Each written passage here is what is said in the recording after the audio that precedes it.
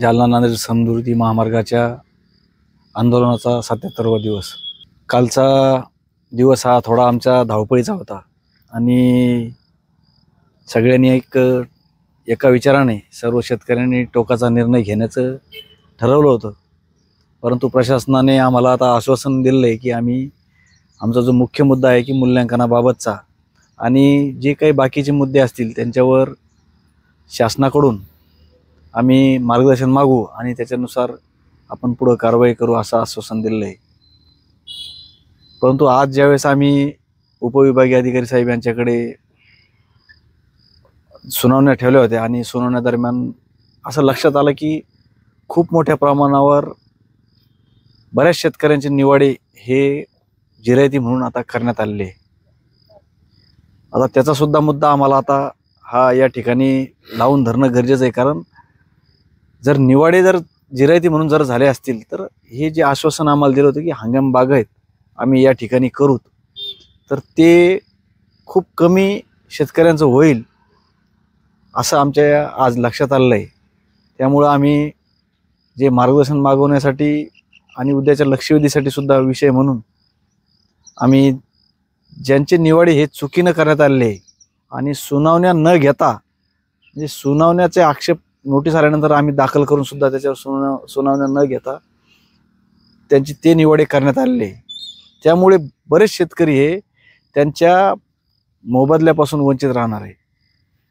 त्यामुळे तो मुद्दा आम्ही आता आमच्या या आंदोलनामध्ये घेणार आहोत आणि आम्हाला आता आशा तयार झाली की या पूर्ण अधिवेशनामध्ये जर सगळ्यात जास्त प्रश्न विचारला गेला असेल तर हा भूसंपादनासाठीच विचारण्यात आलेला आहे। जवळपास जे शक्तिपीठ महामार्गातील बाधित सगळे आमदार असतील त्या सर्वच आमदारांनी किंवा खासदार साहेब जे काही त्या शक्तिपीठ महामार्गामध्ये त्यांनी सुद्धा हा प्रश्न त्यांच्या भाषणामध्ये असेल, निवेदनामध्ये असेल आणि आमदारांना सभागृहात सुद्धा घेतलेला आहे। तसेच राज्याचे विरोधी पक्षनेते अंबादास दानवे साहेब यांनी सुद्धा प्रश्न घेतला होता, नाना पटोले साहेब यांनी घेतला होता, जयंत पाटील यांनी सुद्धा घेतला होता आणि उद्या सुद्धा अर्जुन भाऊ असेल किंवा राजेश राठोड साहेब हे सुद्धा प्रश्न हा घेणार आहेत।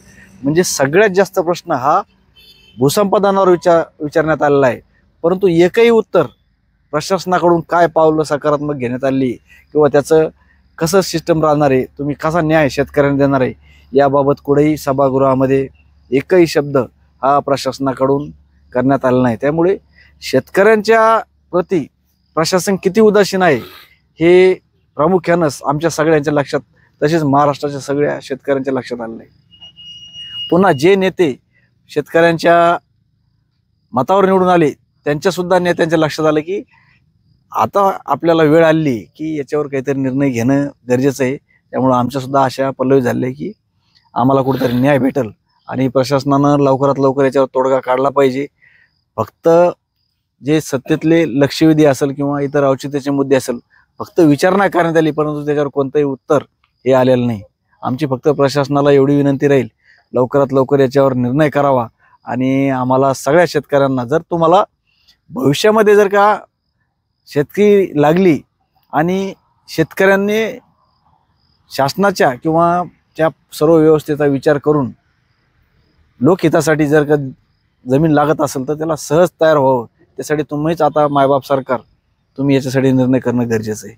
त्यामुळे आपण सगळ्यांनी एकजुटीनं शासनानं ठरवून निर्णय घ्यावा।